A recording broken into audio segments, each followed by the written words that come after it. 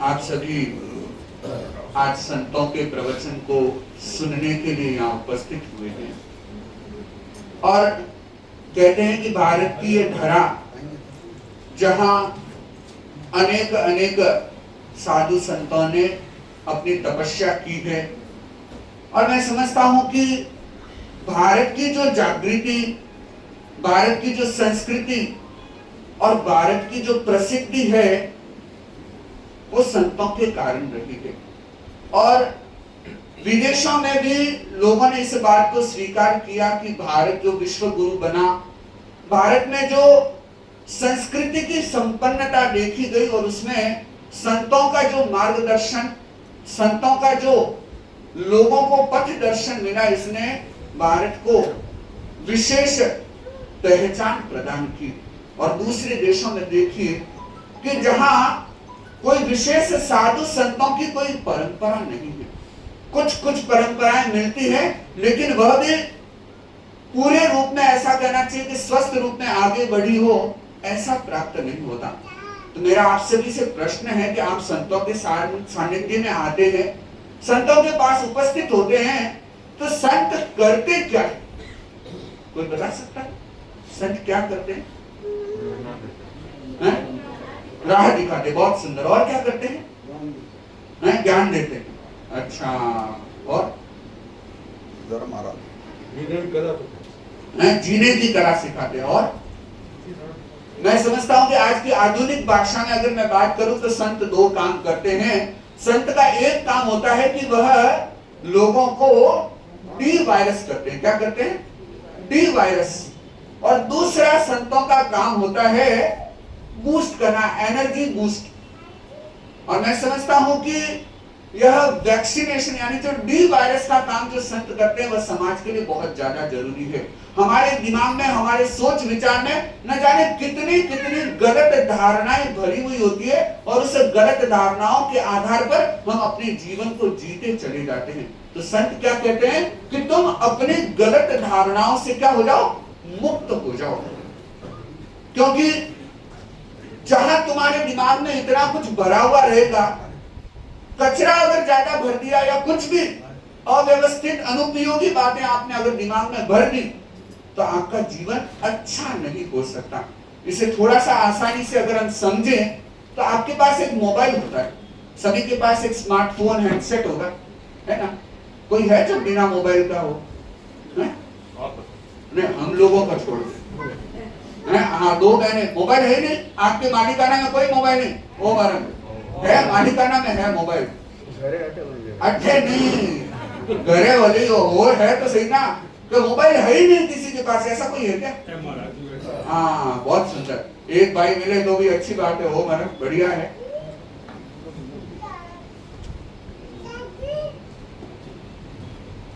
तो आप देखिए कि आपका मोबाइल होता है और उस मोबाइल में बहुत सारी कुछ चीजें आप सेव करते हो, होती है कि नहीं होती? डाउनलोड करते हो, सेव करते हो, और जब चीज बहुत ज्यादा भर जाए तब क्या तकलीफ होती है? हैंग होने लगता है और स्टोरेज प्रॉब्लम हो जाती है, स्लो। हाँ, कौन बोला स्लो? बहुत सुंदर। उसका जो फंक्शन है ना बहुत स्लो हो जाता है, उसका परफॉर्मेंस इफेक्टेड हो जाता है। तो आप सोचिए कि सेम हम भी मोबाइल है, क्या है? हम लोग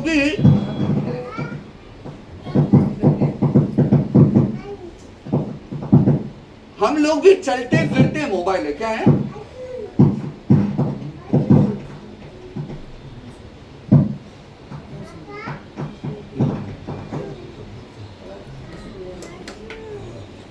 और आप देख सकते हैं, समझ सकते हैं कि जैसे वो मोबाइल बहुत कुछ भरने के बाद स्लो हो जाता है, ऐसे ही आदमी भी जब अपने दिमाग में बहुत कुछ भर देता है तो आदमी भी क्या हो जाता है?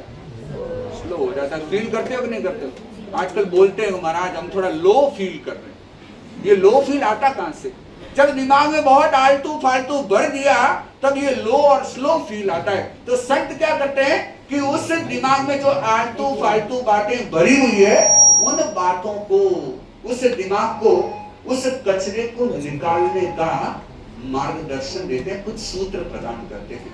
और देखना विशेष करके धर्म आराधना के मार्ग में कहें या धर्म साधना के रास्ते में कहीं हमने बहुत कुछ कचरा दिमाग में भरा हुआ, और अगर आप उस कचरे को निकालना चाहते हैं तो संतों से बढ़िया एड्रेस आपके लिए शायद कोई नहीं होगा। एक बार की बात, एक आदमी अपने गुरु के पास, संत के पास पहुंचा और बोला कि गुरुजी, जब जब मैं आपके प्रवचनों में आता हूं तब मुझे दुनिया झूठी लगती है। क्या लगती है?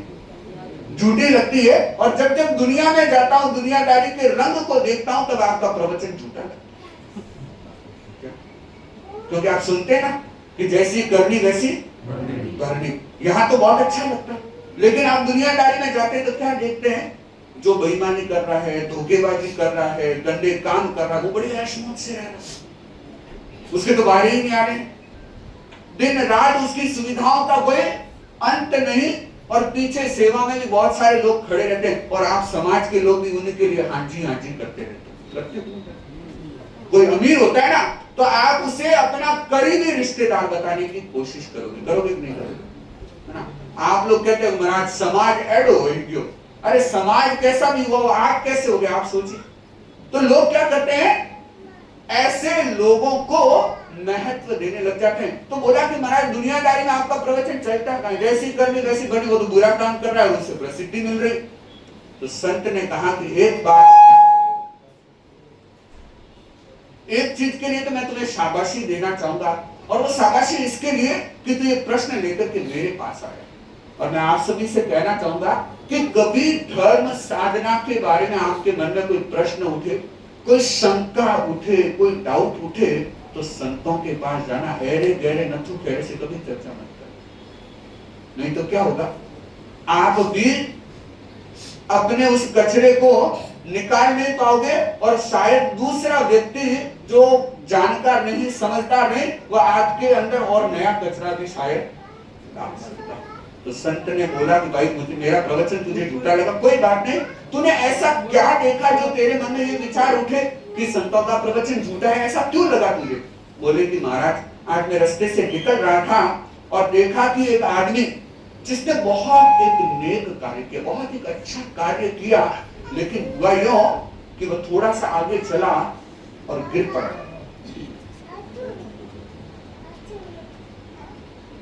वह थोड़ा सा आगे चला और गिर पड़ा, और जैसे वो गिरा तो मेरे मन में आया कि इसने काम तो बड़ा अच्छा किया, लेकिन ये तो गिर गया, और गिरते उसके क्या हुआ?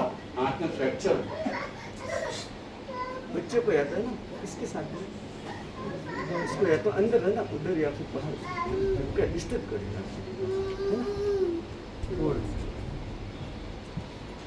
तो संत ने उससे कहा कि तूने देखा कि उसका हाथ फ्रैक्चर हो गया? कि हाँ। और दूसरी घटना मेरे साथ हुई कि एक आदमी ने, जिसने बहुत हिंसक कार्य किया, बहुत गंदा काम किया, और देखता हूं मैं थोड़ा सा 10 कदम आगे बढ़ा और उसे रुपयों की भरी हुई नौली मिल गई। क्या मिल गई? रुपयों की भरी हुई नौली मिल गई। और जैसे ही मैंने ये देखा कि उसके हाथ में रुपयों की नौली, मैं सोचने लगा कि अरे बाप, ये तो गजब है, दुनिया गजब हो गई।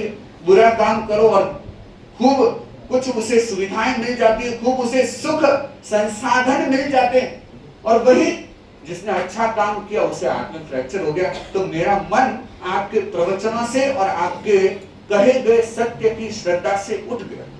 तो संत ने कहा कि बच्चे, तूने तो क्या है, जो घटना देखी ना, वो ऑन स्क्रीन वाली घटना देखी। बिहाइंड द स्क्रीन क्या घटना है वो तुझे पता नहीं। संत बड़े ज्ञानी थे और उन्होंने कहा कि कोई भी चीज जो तुम्हारे सामने होती है ना, वो उसके पीछे क्या है तुम नहीं जानते। और आप देखना कि आज की इस रंगीन दुनिया में बहुत सारी चीजें जो ऊपर दिखती है ना, अंदर नहीं होती। ये जो अमीरों को देख करके आप बड़े होते हैं ना, तो बड़े खुश आदमी।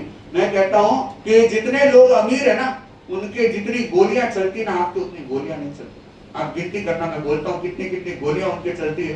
भूख लगाने की गोली, ठीक है ना, गैस खत्म करने की गोली, एसिडिटी खत्म करने की गोली, पचाने की गोली, ठीक है ना, नींद की गोली, और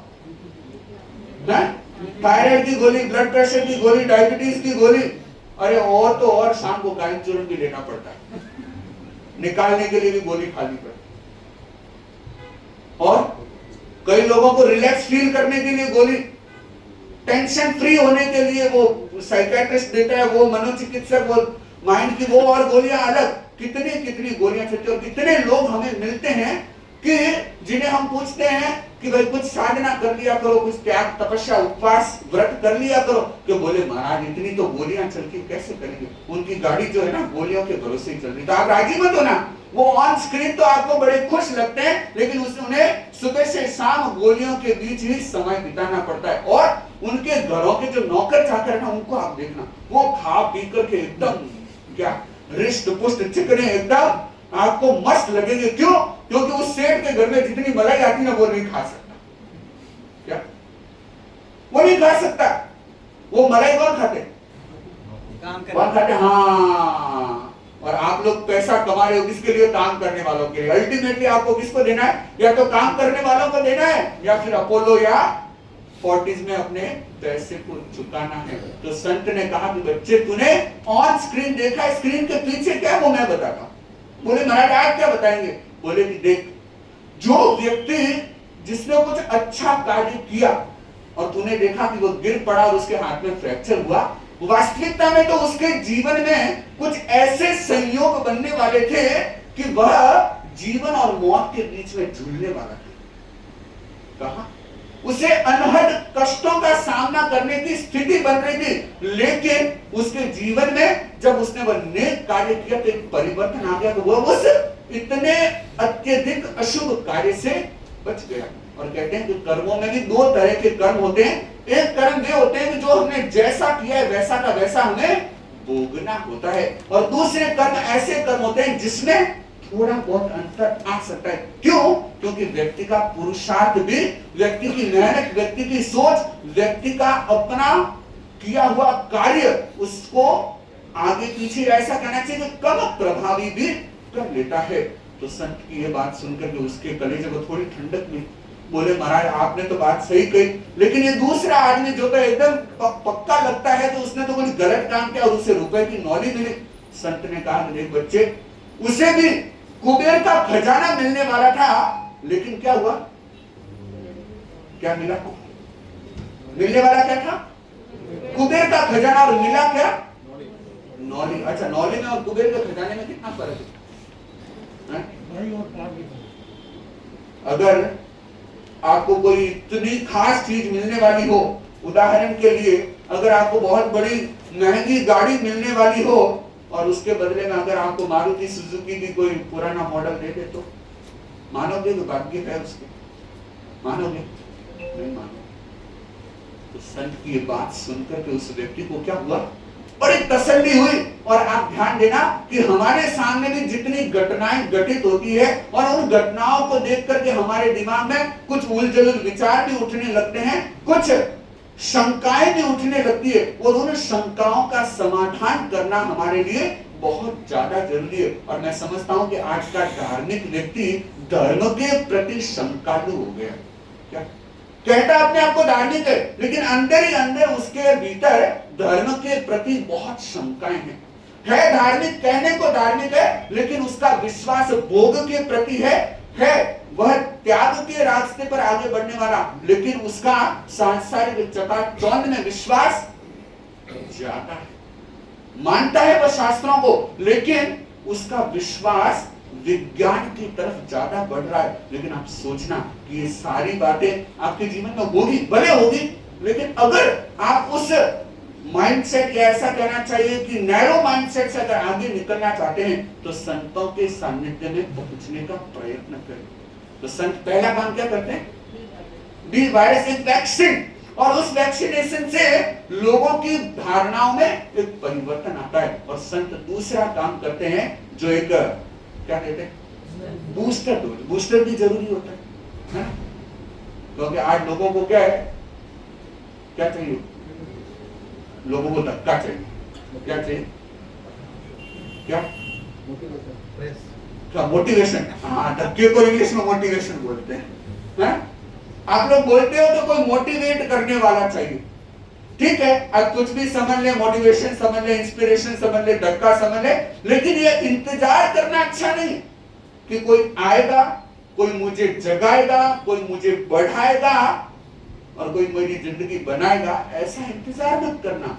लेकिन संत एक बहुत सुंदर कार्य करते हैं कि वे लोगों के उत्साह का वर्धन करते हैं, वे लोगों की उत्साह भावना को बढ़ाने का प्रयत्न करते हैं और एक ऐसा उसे मार्गदर्शन देते हैं जिससे कि वह अपने अध्यात्म की यात्रा में बहुत ही जागरूकता पूर्वक और उत्साह के साथ उस मार्ग पर आगे बढ़ सके।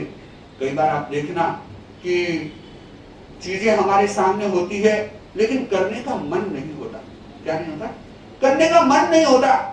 और संत कई बार ऐसा मार्ग दे देते हैं, ऐसा सुझाव दे देते हैं कि जिसको सुनकर के हमें लगता है कि ऐसा तो मैं आराम से कर सकता हूं। एक बार की बात, एक व्यक्ति संत के पास आया और बोले कि महाराज आप तो कहते हो कि चीजों को छोड़ना चाहिए, चीजों का त्याग करना चाहिए। तो संत ने कहा त्याग करना जरूरी नहीं। बोले अच्छा। आप सुनकर के भी हैरान हो रहे होंगे कि भाई त्याग नहीं करेंगे तो फिर साधना कैसे आगे बढ़ेगी। आप ध्यान देना कि हमारे आत्मशुद्धि या जो हम कहें कि धर्म करने के लक्ष्य के साथ हम दो चीजों को जोड़ करके देखें, या तो हम अपनी कमियों को घटा दें, हटा दें, या फिर कुछ अच्छा करना हम शुरू कर दें। तो अगर आप त्याग करोगे तो त्याग करने के माध्यम से क्या होगा? आप अपने बुराइयों को, अपनी कमियों को छोड़ते चले जाओगे तो भी सफाई हो जाएगी। और अगर आप अपनी अच्छाइयों को इतना बढ़ा दो, इतना बढ़ा दो कि उन बुराइयों का असर ही खत्म हो जाए, और असर खत्म होते एक दिन वह अपने आप ही बाय डिफॉल्ट वो अपने आप बाहर निकल जाए, तो भी वही काम होगा। संत ने कहा कि तू त्याग नहीं कर सकता, अपनी बुराइयों को छोड़ नहीं सकता, तो कुछ इतना अच्छा करने लग जा कि धीरे धीरे वह बुराई भी अपने आप छूट जाए। और अगर तू कुछ अच्छा करने का साहस नहीं कर पाता तो तू बुरे काम करना क्या कर दे, और दोनों में से एक काम करने का, तो तेरा काम क्या हो जाएगा?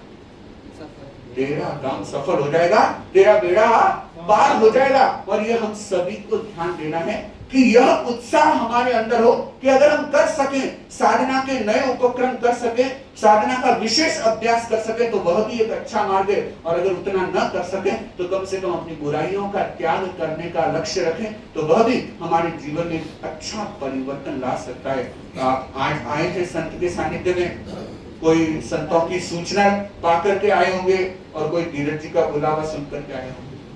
ठीक है, तो कोई बात नहीं, आप पहुंच गए, ये बहुत अच्छी बात है, और सुना, यह भी अच्छी बात है। अब एक बात विशेष ध्यान देने की है।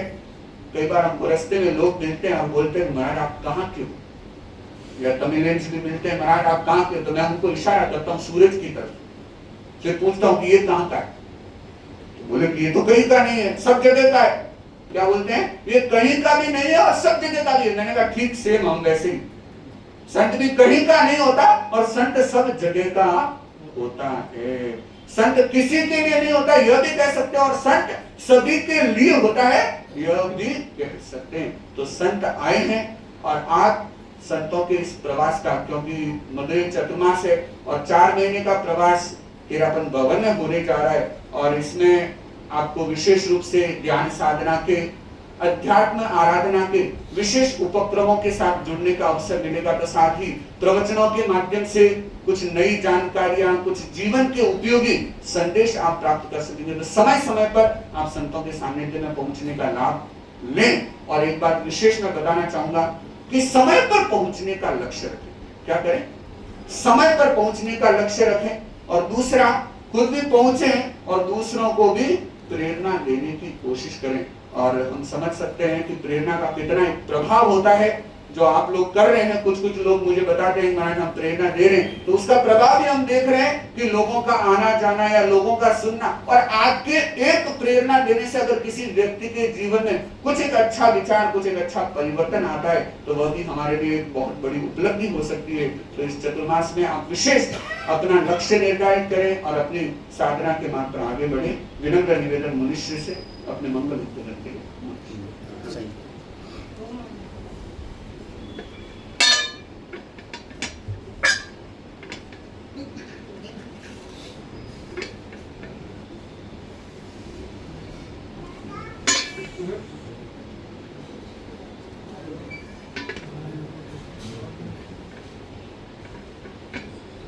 Pat kami pat gurung.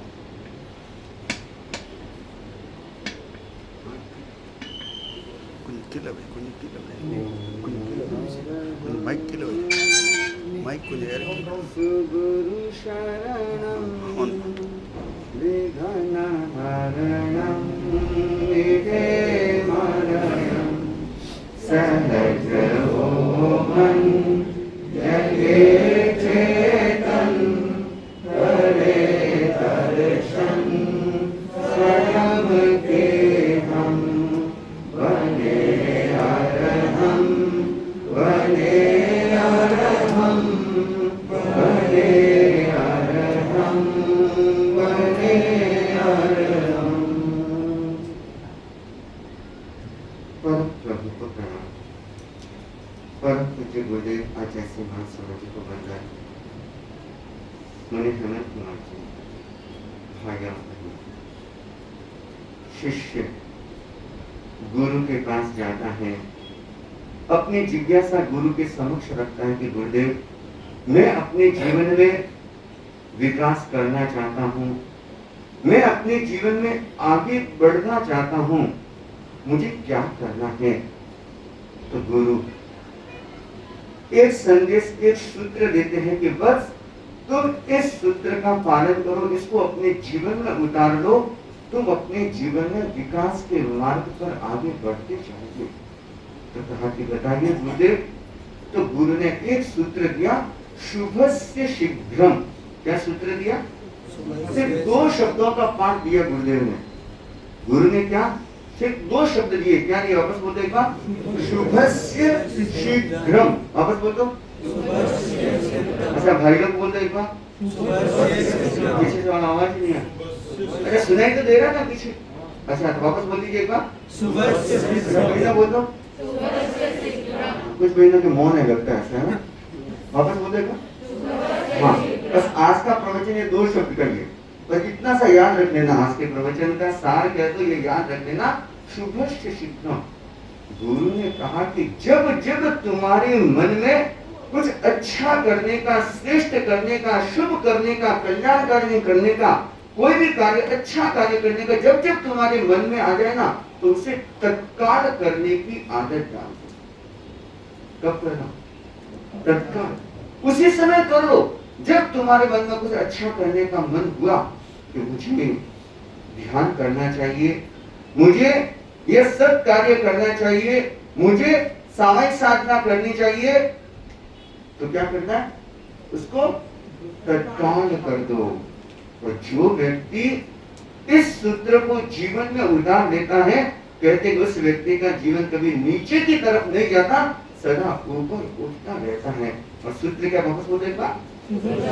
हाँ, जब जब शुभ करने का मन हो उसे शीघ्रता से कर लो।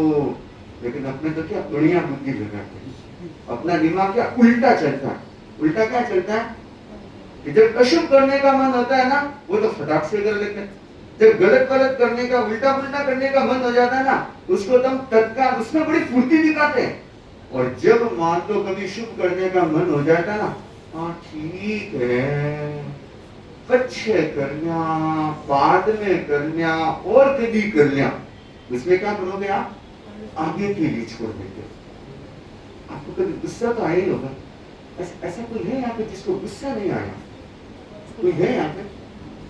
कोई स्पेशल व्यक्ति हो भी सकता है, ऐसे सागर कोई मिल जाते हैं, लेकिन अभी मेरे को यहाँ पे तो ऐसा नहीं लगता कोई ऐसा जिसको गुस्सा आया नहीं।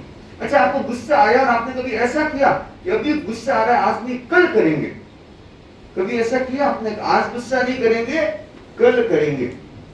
कभी मान लो सासू बहू के बीच में कुछ हो गया, भाई भाई के बीच में कुछ हो गया, बाप बेटे के बीच में कुछ हो गया, अनबन हो गई, और कभी ऐसा सोचा कि नहीं अभी नहीं बोलूंगा, बाद में बोल दूंगा। उस समय तो क्या होता है, मन में आयोजन को कहा सब दिखा दे। उस समय ये कभी नहीं सोचते कि बाद में करेंगे। लेकिन आप देखना, कभी कभी आपके मन में आया कि अच्छा मुझे अब मेडिटेशन करना चाहिए, मुझे साधना करनी चाहिए, मुझे कुछ अच्छा श्रेष्ठ कार्य करना चाहिए, लेकिन आपने देखना उसको क्या किया, उसको सदा आगे के लिए टाल दिया। और ये आगे के लिए टालना ये क्या, यह हमारे जीवन में हमको आगे नहीं बढ़ने देता। और व्यक्ति का मन है, कब बदल जाए। शुभ करने का मन और अभी नहीं किया तो तत्काल आपका मन परिवर्तित हो जाता है। कहते हैं कि दुनिया में 3 चीजें ऐसी होती है जो कभी भी बदल सकती है। कितनी चीजें? 3 चीजें ऐसी होती है जो कभी भी बदल सकती है और उनको बदलने में ज्यादा समय लगता ही नहीं है। और उन 3 चीजों में सबसे पहली चीज होती है मौसम। सबसे पहला क्या होता है? मौसम कभी भी बदल सकता है। सवेरे चलते हैं, हमारे साथ तो बहुत बार होता है कि जब बिहार करता रवि केरल की यात्रा करके आए, 2 महीना केरल की यात्रा करके आए, सवेरे जब चलते थे तो धमाधम बरसती थी, बारिश होती थी और थोड़ी देर बाद तेज चिलचिलाती धूप निकलती थी और फिर वापस तेज बारिश आ जाती थी। मतलब रास्ते में कई बार तो 2 बार 3 बार बारिश आ जाए तो हमको रुकना पड़ जाता था और फिर वापस वही चिलचिलाती धूप भी निकल जाती थी। ये क्या? ये मौसम। तो मौसम कभी भी बदल सकता है। जैसे हवा का रुख बदला इतने में मौसम भी बदल जाता है। तो पहली बात क्या है? मौसम कभी भी बदल सकता है। और दूसरा किस्मत। दूसरा क्या? किस्मत। कि आदमी का भाग्य जो है, किस्मत है, वो भी कभी भी बदल सकती है। और बहुत लोगों को आपने देखा भी होगा कि एक समय में कहते हैं कि जिस व्यक्ति के नाम के पत्थर तैरते थे, आज उस व्यक्ति के नाम का कागज भी लिखा हुआ नहीं तैरता। जो एक समय में शायद करोड़पति अरबपति होगा, आज वो रोडपति बन गया। और एक समय में जो रोडपति होगा और वह करोड़पति अरबपति खरबपति भी बन गया। और अभी तो कहते हैं ना कि चाय बेचने वाला भी क्या बन गया? प्रधानमंत्री बन गया। एक मछुआरा सामान्य परिवार में रहने वाला वह भी राष्ट्रपति बन गया। तो आप सोचना कि व्यक्ति का भाग्य कभी भी बदल सकता है। एक जैसा भाग्य कभी किसी का नहीं रहता।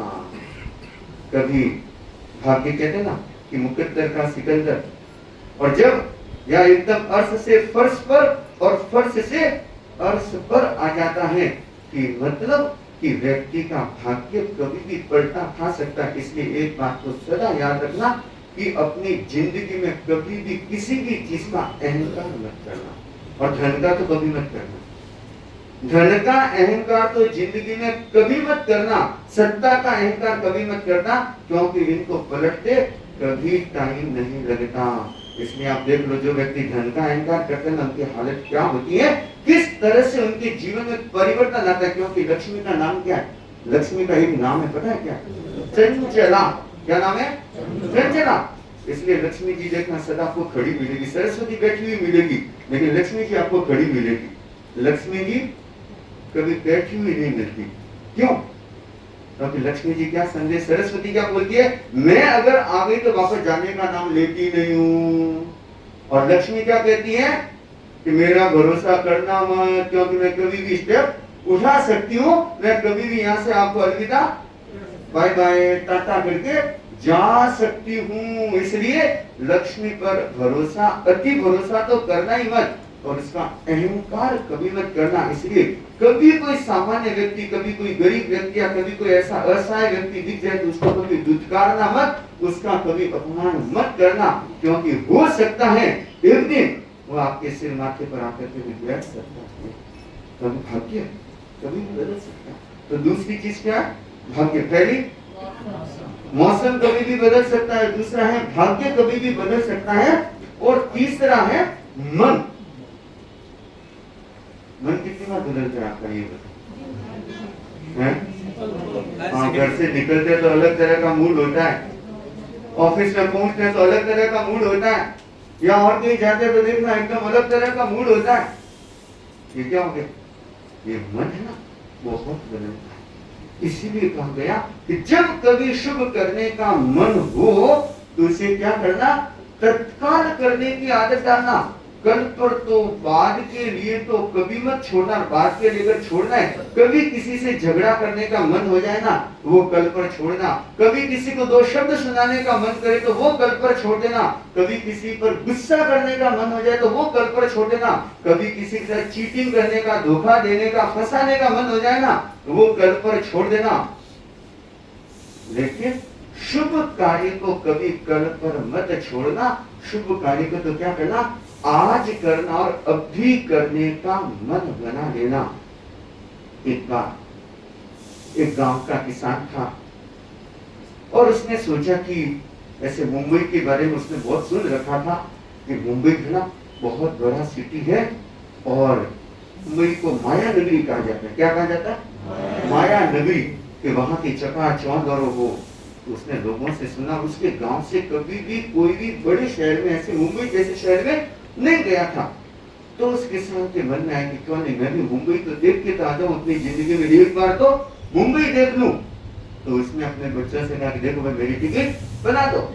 तो उसकी टिकट बनाई और जो जैसे ही जाने लगा तो उसको घर वाले समझाने लगे, गांव वाले समझाने, देखो ना मुंबई जा रहा है ना, ध्यान रखना वहाँ के लोग है ना बड़े खतरनाक होते हैं, ठगते हैं और जो भी पैसे मतलब कोई भी चीज खरीदते ना डबल कीमत लेते हैं। मतलब ऐसे उसको समझा कर चिंता मत करना, आराम से जाके आऊंगा, अच्छे से देख के आऊंगा, ठीक है। तो वो मुंबई स्टेशन पे पहुंचा और स्टेशन पे पहुंच तो गया लेकिन वहां की भीड़ देखी ना तो क्या हुआ, वो हिल गया, इतने सारे लोग। और मुंबई में कलकत्ता जैसे ये बड़ी सिटी में क्या होता है, कहते हैं कि आपको ट्रेन में चढ़ने की जरूरत नहीं होती, स्टेशन से बाहर आने की भी जरूरत नहीं, अपने आप ही लोग क्या करते हैं धक्का दे दे करके पहुंचे देते, धक्का दे दे करके गेट आउट कर देते, बाहर निकाल देते हैं। तो वो बेचारे भीड़ देख करके एकदम डर गया, लेकिन देखा आया हूं तो कुछ तो देख के जाऊं। तो वो जैसे स्टेशन से बाहर आया और वो बड़ी बड़ी सड़कें और देखा वो इतनी ऊंची ऊंची बिल्डिंग है और देखते ही वो दंग रह गया, अरे इतना मोटा मोटा मकान, इतनी बड़ी बड़ी बिल्डिंग है। अब 30 तले की 40 तले की बिल्डिंग और देख करके तो वो बेचारा एकदम धीरे धीरे और इतनी वो क्या कहते हैं कि विकर या ट्रैफिक देखा ना तो बेचारा एकदम डर गया, कांप गया, यहाँ तो इतने सारे लोग, यहाँ तो बहुत मुश्किल है, नहीं कोई बात नहीं, आया कुछ तो देख के जाऊं। तो वह चलते चलते एक साइड से ऐसे जा रहा था और जाते जाते क्या देखा उसने कि एक बड़ी बिल्डिंग है, उस बिल्डिंग के नीचे लोगों की लाइन लगी हुई है। तो देखा कि यहाँ पे इतनी लाइन क्यों लगी हुई है और देखा कि हाथ में भी कोई ऐसा सामान इनके नहीं है। तो जो लास्ट में खड़ा था लाइन की पंक्ति में ऐसे खड़ा था ना लाइन में, तो उससे पूछ लिया कि भाई साहब आप लोग यहाँ पे खड़े क्यों हो, यहाँ पे क्या माल मिलता है, क्या चीज बिकती है। तो वो भी थोड़ा मस्करा टाइप का था। तो उसने कहा कि यहाँ पे ना अक्कल मिलती है। क्या मिलती है? क्या मिलती है? अक्कल। उसने कहा कि है अक्कल मिलती है? कहा कि हाँ। वो देखा हमारे भाई तो कमी है थोड़ी, तो क्यों नहीं मैं भी थोड़ी सी अक्कल खरीद लेता हूँ, मुंबई है तो कुछ तो खरीद के जाओ ना, तो मैं भी क्या अक्कल खरीद लेता हूँ। तो वो भी लाइन में खड़ा हो गया और लाइन में खड़ा हुआ तो कोई बात नहीं, अब धीरे धीरे करते 2 घंटे बीते तब जाकर के उसका नंबर आया। और नंबर आया तो वो हुआ क्या कि वो एक बहुत बड़े नामी गिरामी वकील का ऑफिस था, इसलिए इतनी लंबी लाइन लगी हुई थी, सब फाइलें ले लेकर के खड़े थे। तो उसका नंबर आया तो वो तो जैसे ही वो चैम्बर में या रूम में प्रवेश करता, साहब जी नमस्कार, साहब जी नमस्कार। वकील ने उसे देखा कि भाई ये धोती ने साफा लगाया हुआ ये कौन। देखा अच्छा अच्छा आओ आओ आओ बैठो बैठो, बोलो क्या। कि साहब जी थोड़ी सी अक्कल मेरे को भी दे दीजिए ना। क्या बोला? थोड़ी सी अक्कल मेरे को भी दे दीजिए ना। तो उसने कहा कि कैसे है। उसने जेब में हाथ डाला तो 500 रुपए निकले। कितने रुपए निकले? 500 रुपए निकले। और क्या क्या उसने कहा कि साहब जी 500 रुपए हैं। तो उसने वकील ने कहा कि 500 रुपए उसके हाथ से छीन करके ड्रॉवर में डाल दिए और क्या किया, कागज पर 4 लाइनें लिख करके दे दी और कहा कि ले जा, और घर पे कोई पढ़ा लिखा है, मेरा पोता है ना वो 7वीं क्लास में पढ़ता है, तो कहा कि काम करना उसको पढ़ा देना और जो इसमें लिखा हुआ है ना उस पर अमल करना। क्या करना? अमल करना मतलब अमल खाना को नहीं, ध्यान रखिए। अमल करना मतलब क्या हो गया? बस उसको प्रैक्टिकल कर लेना, जीवन में उतार लेना, जैसा लिखा वैसा कर लेना। तो कहा कि ठीक है। वो तो बेचारा डर गया कि 500 रुपए तो ले लिया, दिया कुछ नहीं, दिया क्या खाली एक पर्ची पर 4 लाइनें लिख करके दी, इससे ज्यादा तो कुछ किया ही नहीं।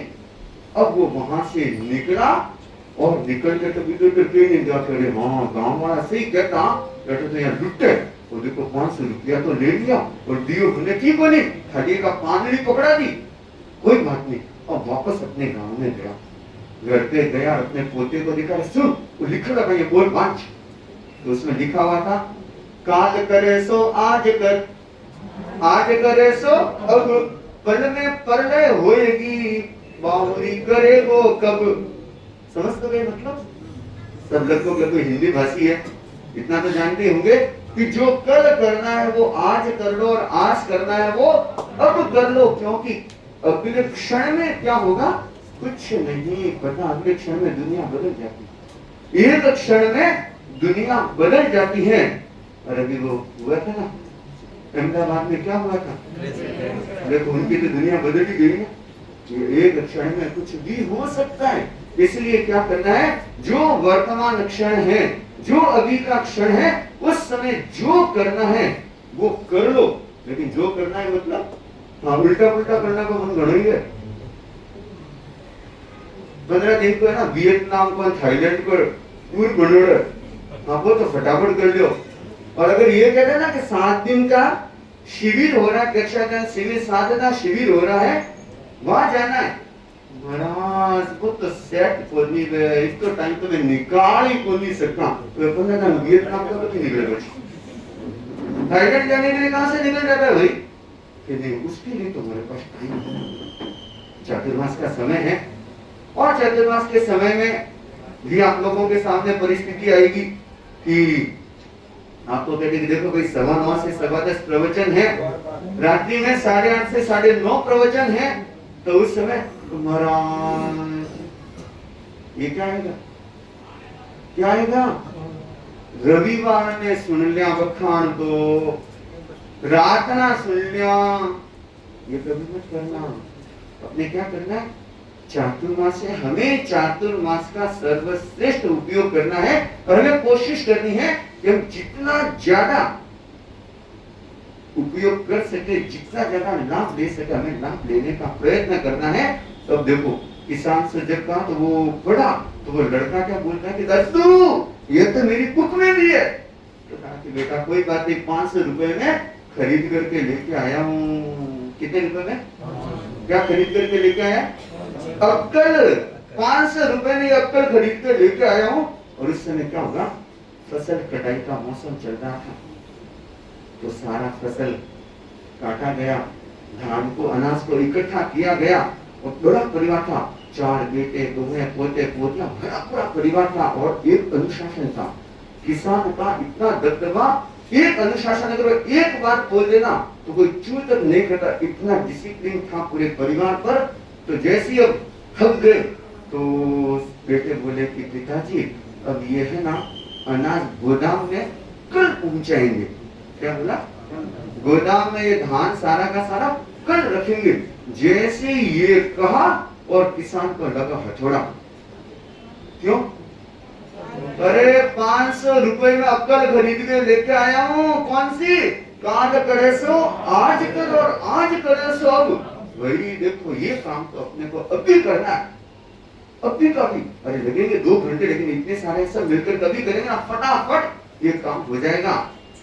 कभी के पिता का आदेश था। तो अब क्या हुआ कि वापस सब लगे और जितना धान पड़ा था ना सारा का सारा फटाफट क्या किया, गोदाम में पहुंचा दिया। और पहुंचाने के बाद कहा जाओ अब विश्राम करो आराम से। अब सब रात को सो गए। मौसम बहुत अच्छा था, लेकिन मैंने कहा ना मौसम कभी भी बदल सकता है। और रात को बदला सो ऐसा बदला कि 1-2 बजे इतना भयंकर आंधी, इतना भयंकर तूफान और बारिश कि जिन लोगों का धान अनाज खेत में पड़ा था ना सब खराब हो गया। सवेरा हुआ, किसान उठा, उसने सबसे पहला काम क्या किया होगा? क्या किया होगा? गोदाम गया, गोदाम जा पाएंगे ना बड़े बच्चों को बुलाया। अच्छा क्या किया फिर? सबसे पहला काम उसने क्या किया? ओ भाई जी धन्यवाद, भाई जी इसको 500 रुपया में अक्कल दी। और अगर वो अक्कल आज मेरे पास में नहीं होती तो आज ये 500 रुपए की अक्कल ने मेरा 5 लाख का नुकसान बचा दिया। नहीं तो आज क्या होता, मेरा भी सारा का सारा साल भर की जो मेहनत कह दो बेकार चली जाती। क्यों कि मैं भी क्या करता, अक्कल अगर नहीं होती तो क्या करता, क्या करता। हाँ, आप लोग क्या करते हो, आज करे सो काल कर, और काल करे सो परसों, इतनी जल्दी क्या है बंदे जब जीना है परसों। हाँ, आप लोग ये दिमाग लगा, ये वाली अक्कल आप लोगों के पास में, कौन सी अक्कल है वापस बोल दो। आज करे सो काल कर और काल करे सो परसों, इतनी जल्दी क्या है बंदे जब जीना है परसों। क्योंकि आप लोगों को दिमाग में क्या है, हाँ धर्म साधना करनी है ना, और तो बुढ़ा कामें करनी है, अब बार तो कहीं करनी है, कमाई करनी है, कहीं करनी है, हाँ कमाई करनी है।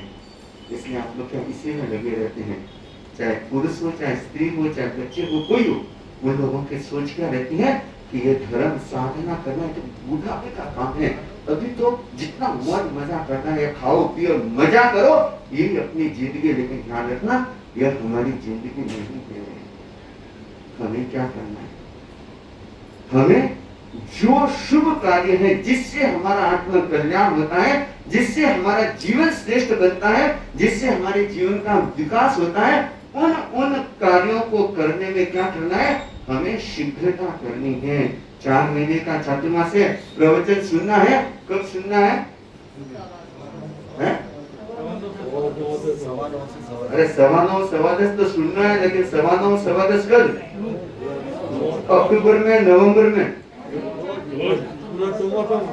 हाँ ध्यान रखना, एक लक्ष्य बनाना, चिंतन करना, अपनी दिनचर्या ऐसी बनाना कि कम से कम योग हमें प्रतिदिन प्रवचन सुनने का लक्ष्य रखना है।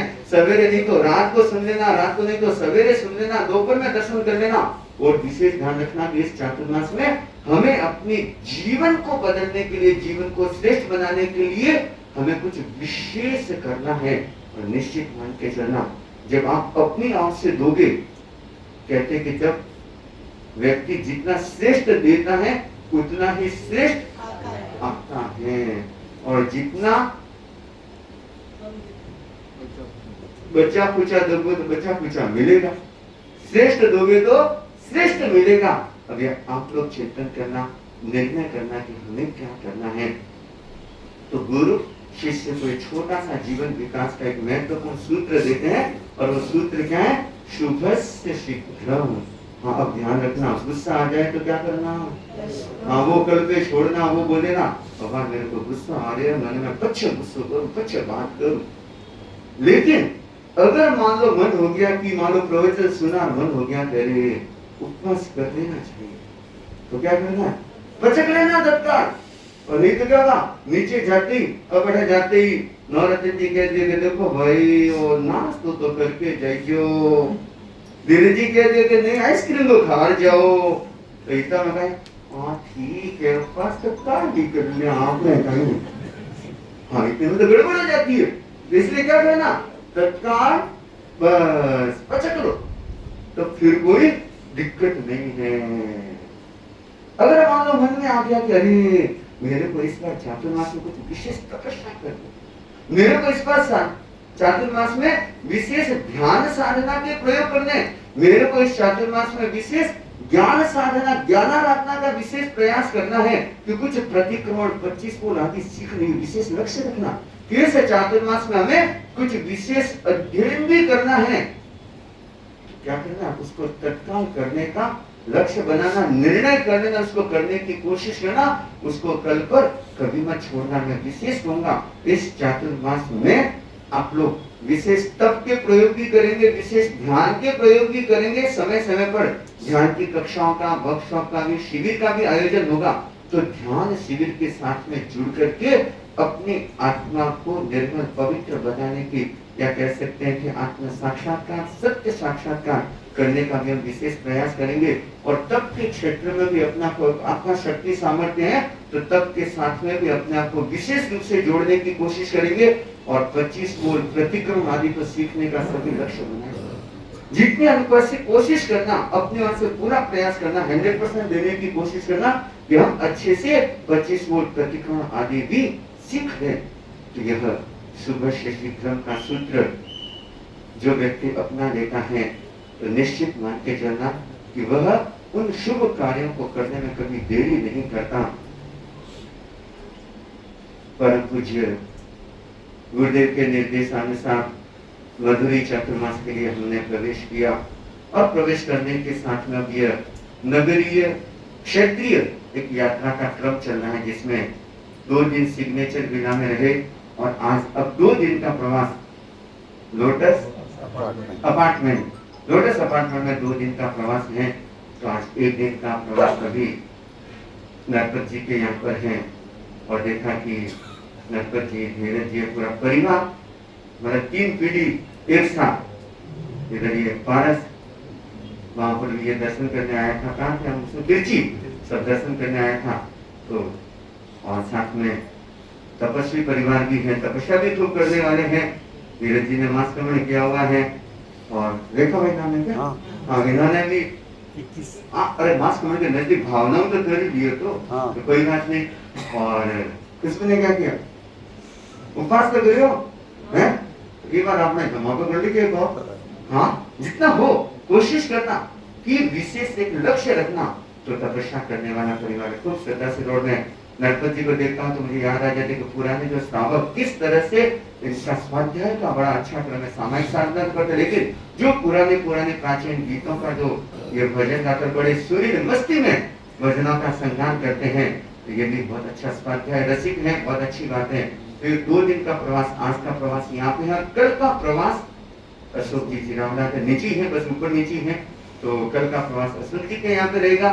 प्रवचन का क्रम अपने कल सवेरे का प्रवचन का क्रम यहीं पे रखेंगे ताकि लोगों को अनुकूलता रहेगी, सुविधा रहेगी। तो आप लोग भी समय का विशेष ध्यान रखेंगे कि जो और लोटस देखा कि यहाँ पे काफी राजस्थान के परिवार है, पड़ियारा आदि के भी परिवार है, हरियाणा के काफी परिवार है, एलनाबाद आदि के, और बड़े भक्ति भाव वाले परिवार है। तो खूब अच्छी बात है। और लोटस में जो यहाँ पर जितने परिवार 2 दिन पूरा लाभ उठाने की कोशिश करेंगे, सवेरे 9:15 से 10:15 का प्रवचन का क्रम रहेगा और रात्रि में भी कितने बजे, 8:30 बजे हम अर्घ वंदना करते, 15 मिनट प्रार्थना में लगते हैं और 8:45 से 9:30 बजे तक जीवन बोधि प्रवचन, जीवन से जुड़े सरल विषयों पर प्रवचन का यह क्रम चलता है। तो रात्रि में भी प्रवचन का क्रम रहेगा। तो आप लोग कोशिश करना, जितने यहाँ पे बैठे हैं, एक दूसरे को और भी विशेष रूप से प्रेरणा देने की कोशिश करेंगे इन भावों के साथ में। 2 दिन का प्रवास यहाँ पे 23-24-25 का प्रवास यहाँ पे, 26 का प्रवास अरिहंत सोसाइटी में है और उसके बाद में आगे का 27, 28, 29, 30 का प्रोग्राम वैसे आप लोगों के पास आ गया होगा। तो जानकारी के अनुसार आप लोग कोशिश करेंगे और एक दूसरे को विशेष रूप से प्रेरणा देने की कोशिश करेंगे। और जो बचेंगे तब अनुष्ठान में उपवास की पारी में जो जुड़ना चाहे, अपना नाम लिखवाना चाहे, तो हमको अपना नाम भी नोट करवा दे इन भावों के साथ। हाँ, एक सूचना आगे चातुर्मास की जानकारी के लिए सभी से निवेदन है कि QR कोड लगाया हुआ है, उसको आप स्कैन कर लें। तो जो भी शिविर, वर्कशॉप जो भी चलते रहेंगे पूरे 4 महीने में, उसकी आपको जानकारी प्राप्त होती रहेगी। कहाँ लगा हुआ है? बाहर इधर लगा, एग्जिट गेट पे लगा, जहाँ जाते हैं वहाँ लगा। नहीं, अभी कहाँ लगा हुआ? अभी बाहर लगा। हाँ, गेट एग्जिट, बोल दो, आप बोल दो। हाँ, एग्जिट गेट के ठीक सामने लगा हुआ है। इसमें आपको सिर्फ चातुर्मास की सूचनाएं मिलेगी, कार्यक्रम जो भी होता है उसकी सूचना है। इसके अलावा कोई न्यूज, कोई फोटो, कोई दूसरे मैसेज कुछ भी नहीं है, सिर्फ चातुर्मास की सूचना